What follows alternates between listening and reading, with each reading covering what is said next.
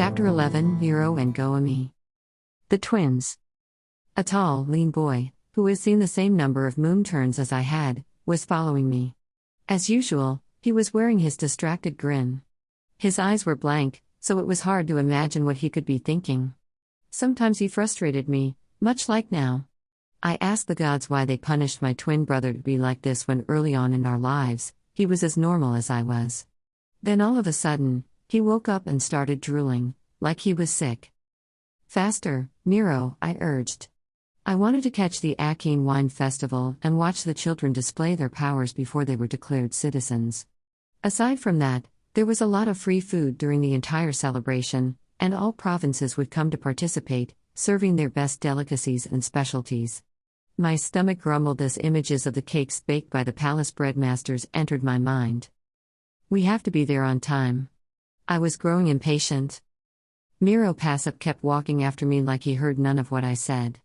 I shook my head in frustration. It could be Sisis's heat that was setting my temper flaring. Usually, I would let him be, even if it meant that we had to slow down. But today was the Akea Wine Festival, and I could not afford to miss it. Miro and I had moved from province to province ever since grandmother died. It is a long story, but in the end, my twin and I had to beg families to take us to their farms. Every now and then, a kind heart would welcome us, but they would chase us away whenever they found out about Miro's condition. Afraid of the rejections, I decided not to impose our services on any household anymore. I could not entirely blame those that we have approached and sought refuge at. I could work on the farm as a maid, but most farm owners wanted a boy, not a girl. And what do we have but a girl, in this case? My twin brother, looking and acting the way he did, was of no help. I shook my head in dismay and walked forward again. Miro had sat down and was holding a bird in his hands. He was giggling, and a drizzle of saliva slid down the sides of his mouth. Even if he was my brother and I loved him, sometimes, he disgusted me too. "Release the bird, Miro," I shouted. That was another thing.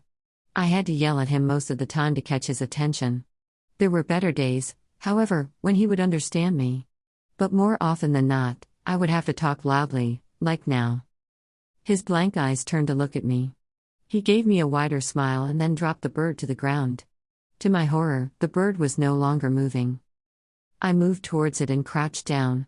"Stop playing with its heart." Miro giggled. "Keep the bird safe," he mumbled. "You're not making this bird safe by killing it," I said. I held the bird in my hands and closed my eyes.